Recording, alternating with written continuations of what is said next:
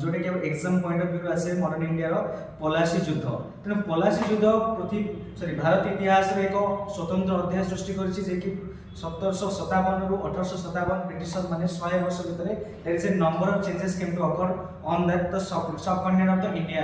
तो जेतला हम देखिबा पलासी युद्ध तेणु एटा दुई जन के भितर हेतिला गोटे होछि बेंगल नवाब सिराजुद्दौला एवं ब्रिटिश रो अधिकारी थिले रॉबर्ट क्लाइव। तेणु डिफीट रे ए जो युद्ध हेतिला 23 जून 1757 हेतिला।